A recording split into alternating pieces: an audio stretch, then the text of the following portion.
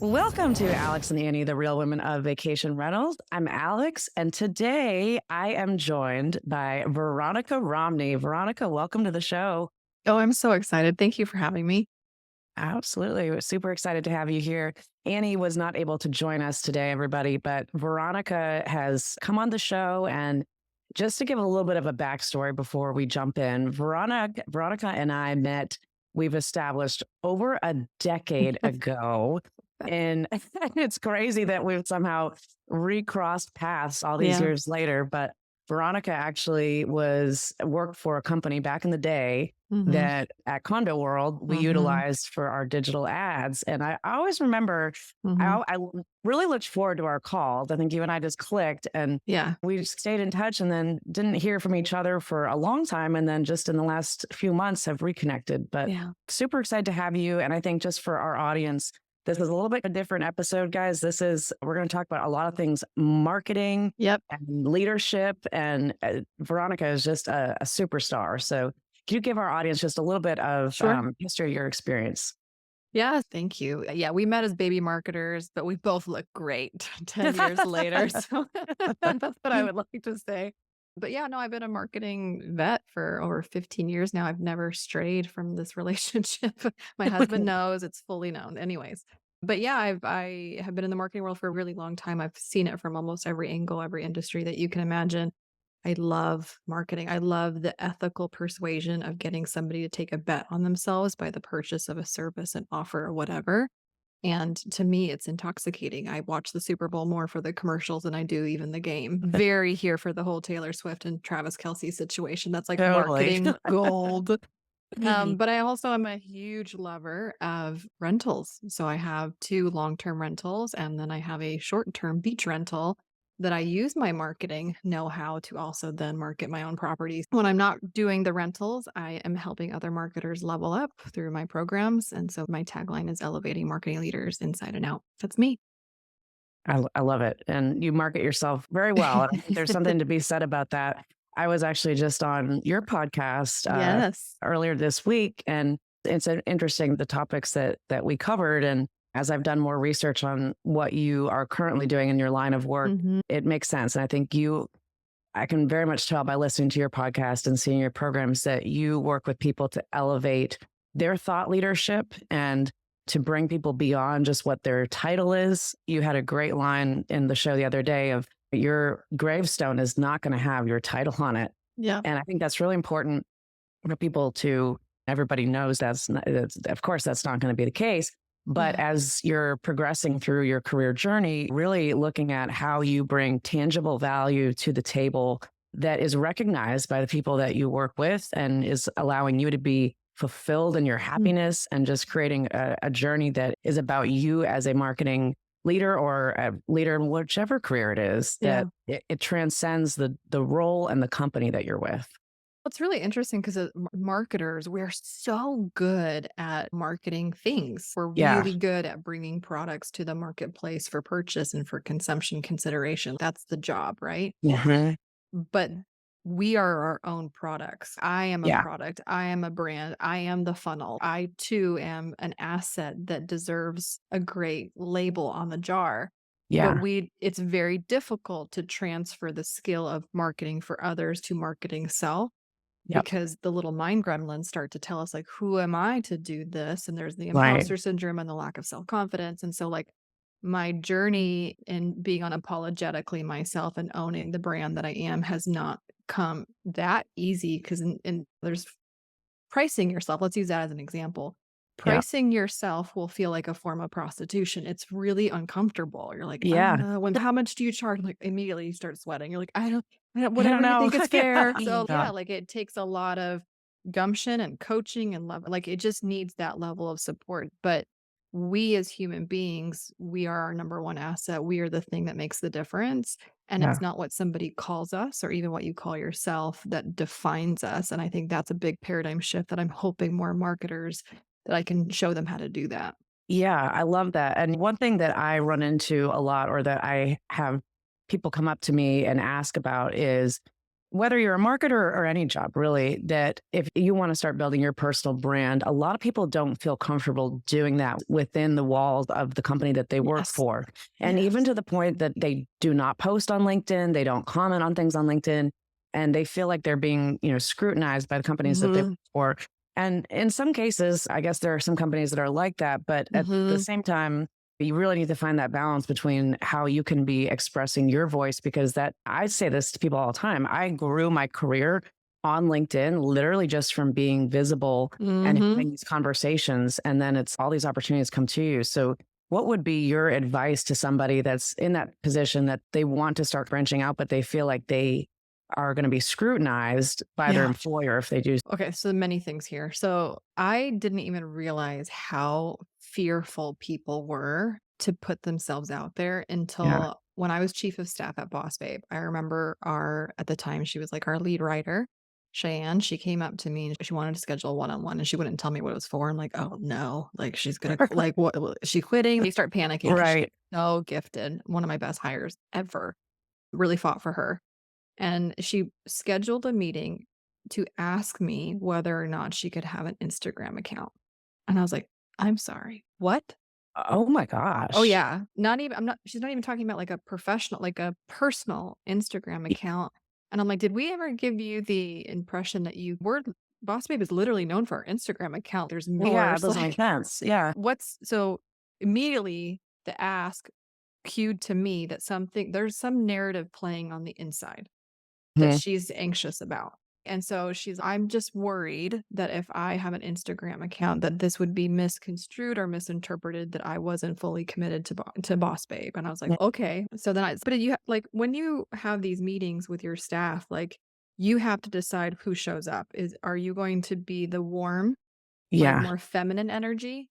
Or do you, depending on the topic, is it more, okay, we're going to need to have more of an enforcing conversation versus a warm and open conversation? So with her, I knew it was like warm and tender. Hey, of course you can have your own social Yeah. media accounts, like that. It's not a conflict of interest. There's nothing in your agreement Y- that says you can't. Yeah. So, anyways, into that conversation. But that was like a really big wake up call to me that people are just even fearful of having a level of presence Yeah. or any level of visibility. Now, I did not have that same situation, but also my personality that it tracks. Yeah.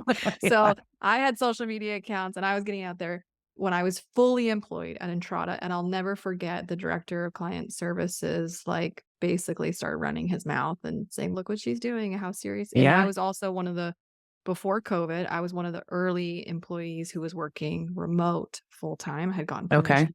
And the Yeah. company was not a big fan of remote workers at the time Hmm. because they had this like 20,000 square foot or more facility. So I had gotten special permission to move my family to Florida and continue working in a director capacity, which is like a big deal. And so then here I am visible on social media, these cool things in my local community because I was part of the Chamber of Commerce and I was Yeah.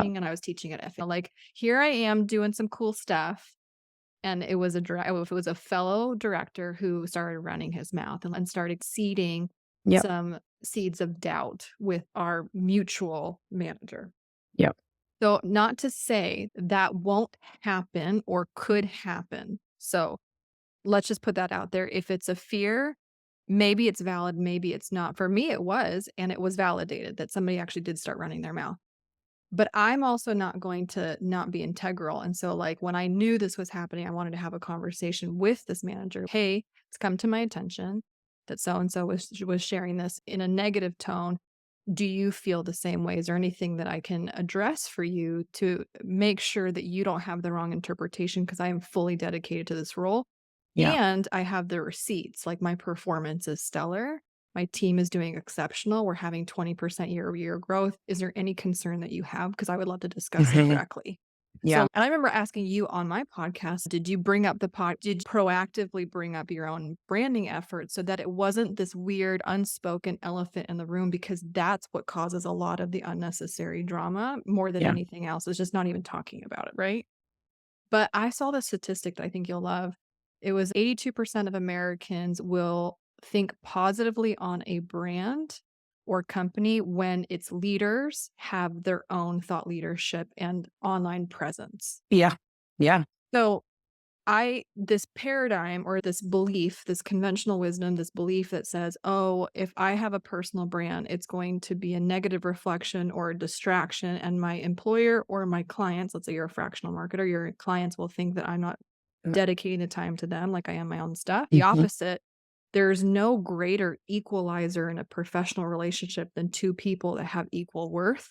And Mhm. if you want to show up, then you show up in all the ways, not just in one capacity. So to me, I just think this is a misbelief.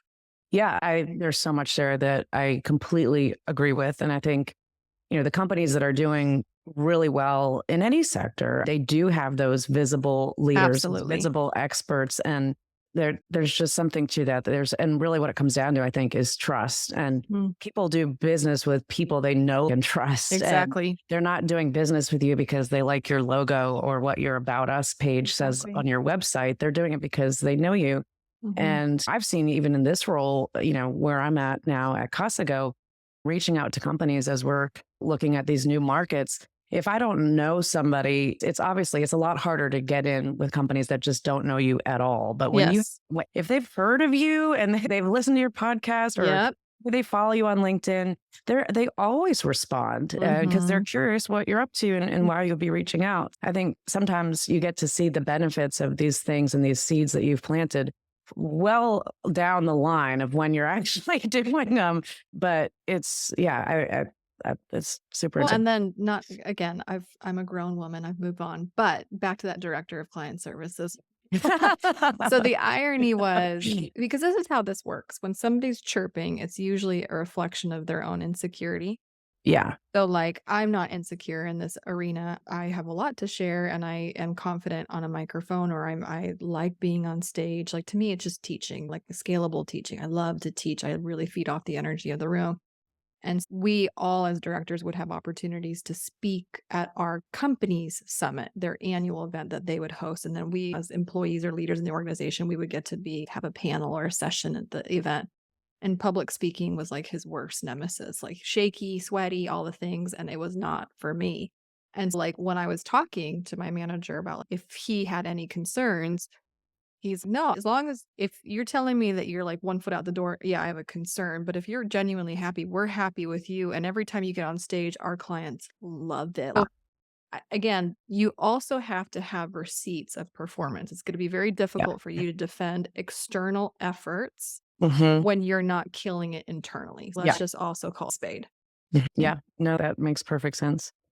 Now, I want to dive into some of your career history because I think this is Okay. super interesting. You've worked with incredible people. When I say you're a global superstar, I mean it. You've worked with Tony Robbins, Pete Vargas, Yeah. Dean Graziosi. Mhm. Graziosi. These are major influencers and chief of staff for Boss Babe, which Mhm. I've followed Boss Babe for a long time. And you said something earlier that made me think of one of my favorite quotes that a Boss Babe is unapologetically ambitious. Ambitious. Mhm. And that's 100%. I think that's you and that's me. Mhm.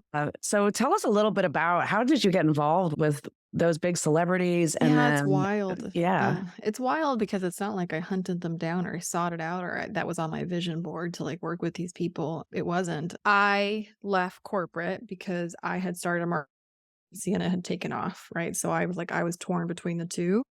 And so I chose the agency. I also had two little boys. I started centering my life around my family as opposed to like when you're unattached, you can yeah. do whatever you want selfishly. But the agency, oh my gosh, it is also probably one of the most intense periods of professional burnout was running an agency and being a service provider for clients. And that Like, was your own agency, right? yes, Yeah. yeah, and I Yeah. did it with my husband, which is that's a whole other Oh, yeah. podcast. That's true. I forgot about that too, because my husband and we've worked together over the years. I Yeah, forgot we had that in yeah, common. yeah. That's a whole other podcast. Oh, But yeah. Yeah. so we sold it after a couple years because I just couldn't take it anymore. I'm like, I still love marketing. I just don't want to render or work this art in this manner anymore. Yeah. And so when I left, or when we sold the agency, part of us getting a ton of clients for the agency was public speaking. I'd go and pitch myself to marketing conferences. I'd go do these nerdy talks on whatever, and then clients would want to hire us for services, which makes sense. Mhm. So when I left, it was also the same time that Tony and Dean they just came into partnership together, and they were releasing to the world for the first time KBB, which is like the Knowledge Business Blueprint, which is how to monetize your knowledge.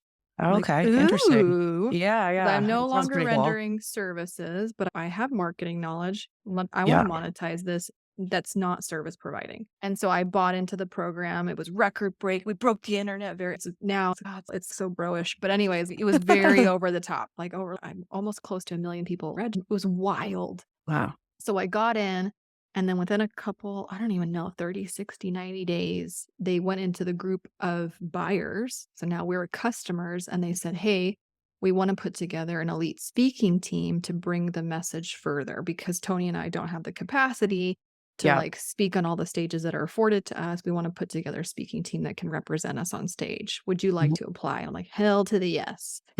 So it was like 500, 600 applicants, and I made it to the top 5 and got selected. Wow. Wow. But that's how that I got in there. And then it was Pete Vargas who they had hired to basically construct the speaking team, because that's his Yeah. specialty. Yeah. COVID happened, then I worked for Pete, and then I stopped working for Pete, and then I worked for Boss Babe. So I somehow jumped into this online personal brand stuff, Mhm. representing these over the top personalities on the internet. It's incredible. What's the most fulfilling part of it? And I say that from a perspective of you and I both worked in offices and Yes. in larger companies. And now I'm in that position of I work from home. I travel a lot Mhm. and I get to see parts of our team every 1 to 2 months, I'd say. But for the most part, I'm working at home. And I think it's easy to feel disconnected working from home. I think it's easy to sometimes forget about or feel as connected to your purpose and where that fulfillment is. But I'm curious for you, like, how do you coach people and still making sure that despite your environment, you're getting that level that you need to feel comfortable? Yeah, it is. It's the remote work revolution right now. Everybody Mhm. wants to work from home. Everybody's kicking and screaming. Nobody wants to go back to the office. So here we are. And you're right. I'm talking to you. You're like the second person I talk to all day. Yeah, exact same. I feel Yeah. like I can. Except There for was my a 2 dogs on the couch Yeah, over the there. dog. I have my little Kaya too, but it feels like I saw a comedian on stage one day where he was talking about the show started at 9 o'clock at night. He's like, you guys are the first people I've spoken to all day. Yeah. So Yeah. sometimes it feels like that when you're working from your home, like there's a ton of conveniences, but there's a lot of isolation and loneliness in this Yeah. kind of padded room experience. So you have to be extremely intentional about putting yourself out there and like making time for Zoom dates, making time for virtual connection. I have actually, she's one of the coaches in my program, Mary Zarnecki. She's like a walking MBA. She's amazing. She does these wine mixers. She'll bring people remote from all the most random women from all over the world. And we get on a Zoom call, and then she'll teach us about wine because her husband owns a restaurant in Oregon. I love And that. then everybody's supposed to bring their own beverage of choice and explain why they chose it. And we're just talking about something that we all share in common on Zoom, and it's in pajamas. And it's just, I don't know. I really appreciate the creativity that Yeah. I see out there with Zoom. And for me, when I was doing all of the coaching for Tony and Dean, one of my favorite stories, because Tony was so anti-Zoom. He was the in-person, all-in, immersive Yeah. guy, the physicality of feeding off each He other's makes you energy. walk across fire Oh, and stuff. You dude, can't do that on Zoom.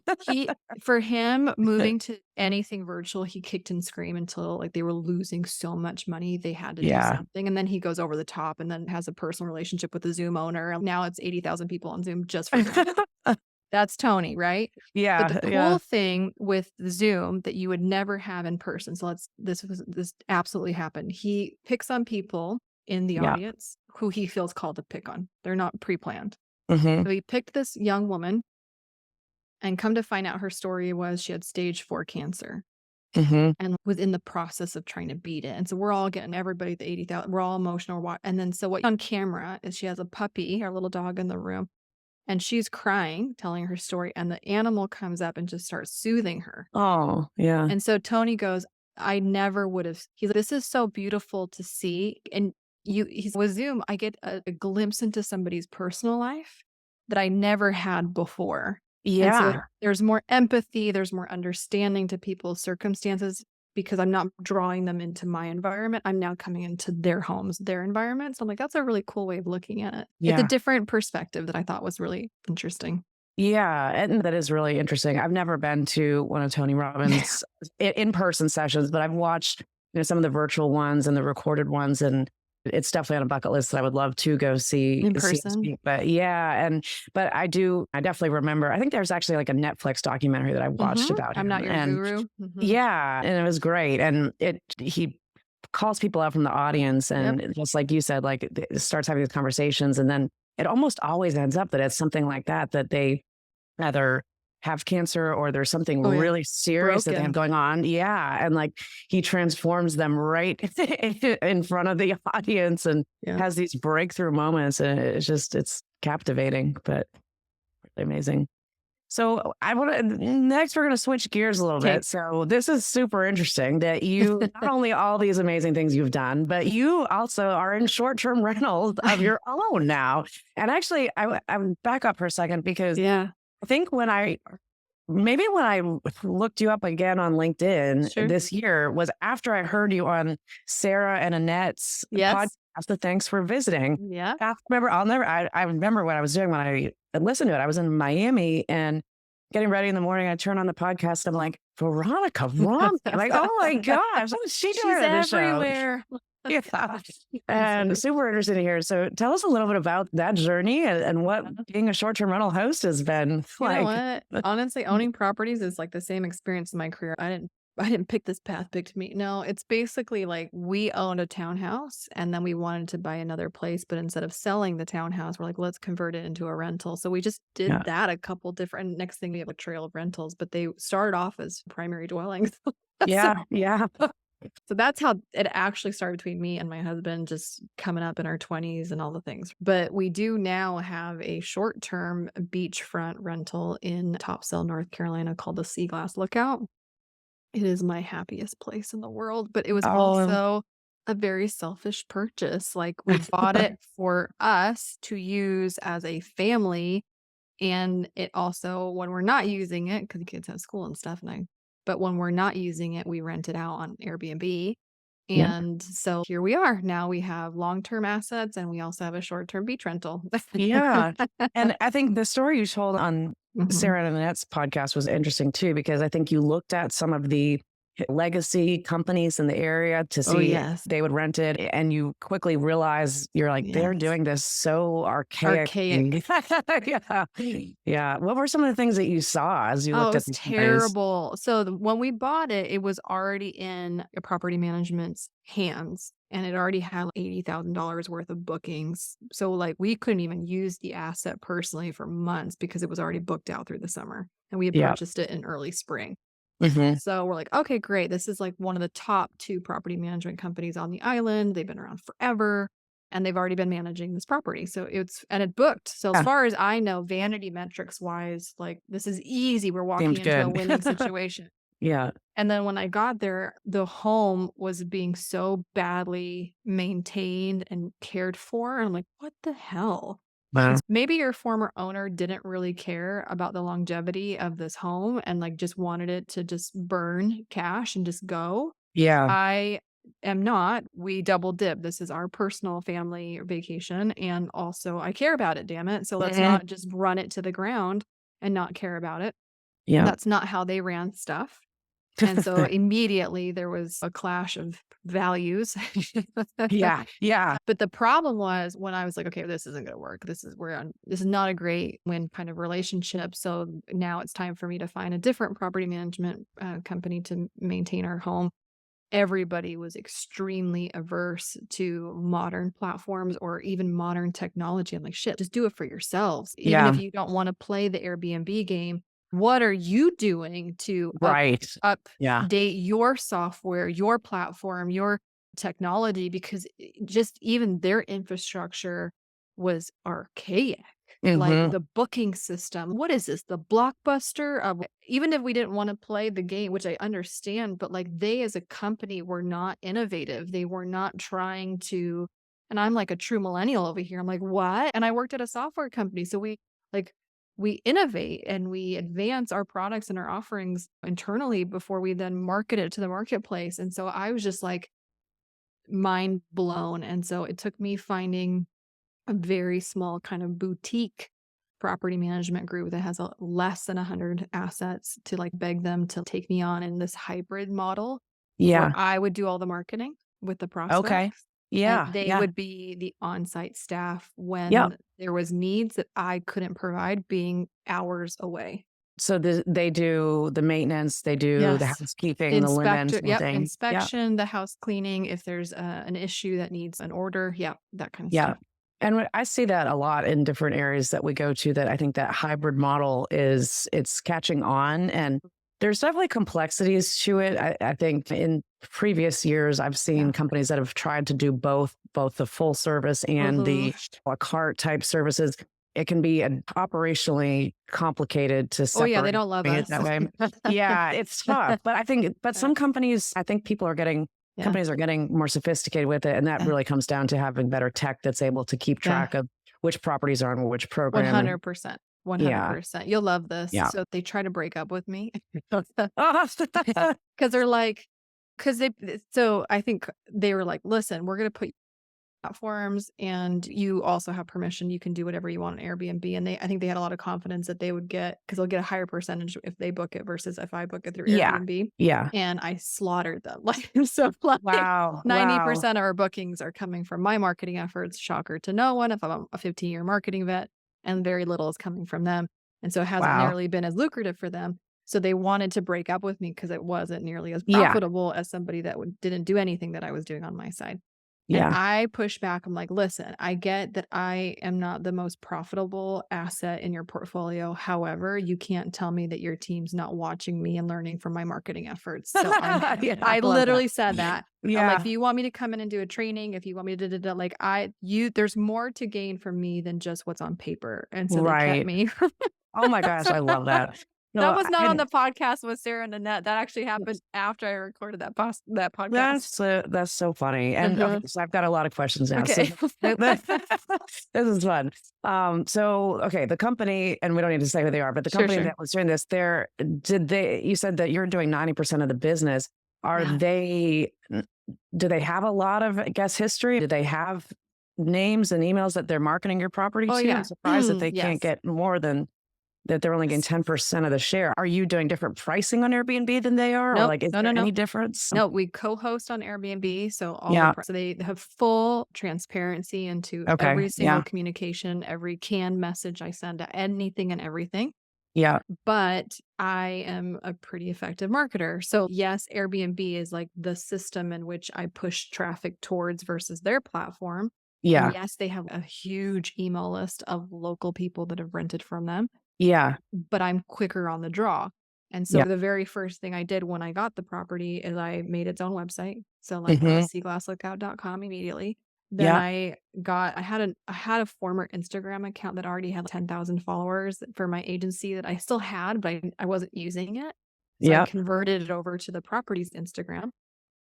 Yep. So it already had 10,000 followers. And it's a property. So like aesthetically, it's, whoa, wait a minute. This property's popular, but it's just because it was an Instagram account I already had. It just wasn't, it was sitting there. It was like it was decaying in front of me. I need to do something with it. So we got an Instagram account right away. We got a beautiful website right away. And then I did a whole bunch of marketing messaging. I renamed the property. They had a crappy name. Now I call it the Sea Glass Lookout. We put in a very specific sea glass backsplash to match the couch. I had a custom pirate flag of my two kids as cartoon pirates with the colors of the house. I went all in on branding. Oh my gosh. And then I started hiring influencers because there's a lot of local travel influencers. Visit North Carolina rental, these local people, and they'll charge you. Their rates are stupid low, like hundreds of dollars. So basically you host them for 2 or 3 nights. Yep. They'll charge you about, I don't even know, $500, $600 sometimes just for like drone footage or social posts and stories. But they have 80,000 really hyper specific local an audience that are like super plugged in. Their rates are super high, like as far as the visibility that their posts and stories get. And so I started basically doing contracts with a whole bunch of influencers. Come stay at my house, please promote it. And one of them, we had like 60,000 views on the website. Wow. Yeah. Yeah. Okay. All these things are so good. This is literally gold for people that are listening that I are hope trying to so. promote individual properties. At one, the website looks great. It's Thank you. Oh, seaglasslookout.com on it right mhm. now. Talk about creating a brand. I mean, obviously, Uh-huh. makes sense. You know what you're doing here, but this is amazing and makes sense why you're outperforming the agency. One, it's a beautiful home. Yeah. The interior design and decorations are great. But I think you hit on something with the influencers. The beauty of working with influencers, if you choose the right ones, is that, I mean, people, whether it's an influencer or not, people will go to their friends and family for recommendations on 100%. anything, right? And in companies that I've worked with, one of the most important things that we implement is having a user generated content strategy and utilizing our guests to get that information, those pictures, those stories. Because for those guests, when they share out that they have stayed somewhere and they loved coming to North Myrtle Beach or they love coming to Scottsdale, wherever they are, and they push that out now to their friends and family, that's how you really start to create a viral effect in marketing. And through influencers, you're able to do that a little bit faster if you're picking the right ones. But I think it's a great strategy. And if you're able to offer something like this where they can come and stay and they're only charging you just for maybe the media assets or the media time that Literally. while they're there, that's incredible. And Yeah. I think having the right expectations up front is an important part of it. I know when I've worked with bloggers in the past, actually, or influencers, we worked with Dollywood when I was at Condo World at one Mm. point, and they're really big on working with influencers. And I learned so much from their director of PR on how they did this. And she really set me up with a framework of this is the document that you send to them. These are the questions. These are the things you want to make sure you have in writing first. You're very clear what you're getting in those deliverables back. And honestly, every single time it went so well. As long as you've got it organized up front, what you get back as your output is excellent. And it's exciting to see somebody else experiencing your product from that Mhm. perspective of they're a marketer, they know what they're doing, but they're also going to come across as very authentic Yeah. and realistic in how they're displaying it. So that's Yeah. a fun thing, a fun Well, project. and pick your influencers carefully. So for me, so when I got the property, when I bought it, it was like pet friendly, which is like horrible idea. Yeah. Trashed it. I think it just also attracted just more of a party crowd. So Yeah. even if you go to seaglasslookout.com or if you look at any of the language, it's like the coastal cure for families. So like Yeah. a lot of the word choicing was I wanted a different buyer. I wanted a different Yeah. renter type than what we had Mhm. historically had, even though it was lucrative. It just, they were trashing my place. Yep. So I would specifically pick influencers who were family influencers, where husband and wife and kids are going and the baby's on the beach using my stuff. And so that was also very intentional on my part because you are what you attract, right? Yeah. But can I give your audience some more golden nuggets if you'd like? Please. Okay. Yes. The other thing that I did, so user generated content, meaning your audience, your renters provide you pictures of your property and then you get to reuse them.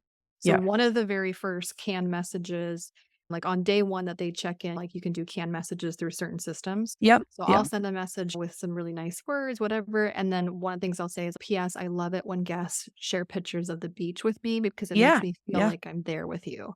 And Oh, and that makes so it feel like yeah, so they'll your send me friend. pictures of Yeah. their husbands catching a fish off the Yeah. pier. They'll send pictures like, "Oh, this was the moon last night. You would have loved it, Veronica." And I'm like, "I know, I would have loved it. Did you see it from? Did you take a picture from the hot tub?" So we have this rapport happening inside of for me, like I've automated a lot of it for ease, but the sincerity is still true. Like I'm just Yeah. naturally like, and so when they send me the pictures, it's really me messaging them back, but that takes Yeah. me seconds versus anything else, right? The Yeah. second thing that I decided to do, and this is, I don't know, and maybe because my parents have had an air conditioning business for 33 years. So, like, I'm a huge proponent of local businesses, but local businesses are a great source of referral Mhm. Oh, partners, referral definitely. power Yeah. partners. So, sometimes what I would do is I become besties with some of the local business owners. There's Yep. this woman, Carolina Soap Store. She makes everything by hand, the most delicious goat milk soap and creams and this, Really? right? Yeah. So sometimes what I'll do if I know that a guest is having a wedding or a birthday or whatever, I'll call her up. We have first name basis. I'm like, I want to buy a Yeah. gift. I put on the card. She knows. Then I'd say, hey, guest, there's a free gift for you at the store. down the street, go pick it up. Oh, okay. So now Yeah. I'm sending her foot traffic. I'm sending her my Yeah. renters Yeah. to go pick up a gift that I already purchased. And then they're making Yeah. a rapport with her. They always end up buying more because naturally, right? So, Yeah. but I do that with a couple of them, the popcorn store or this store, because Hmm. the reciprocation is there too. Now she loves me. She loves it when I'm renting. So Yep. your local businesses can also be a great source for referrals as well. Hmm. I think that is excellent advice. And for sure, even from vendors that you said, air conditioning businesses, Yeah.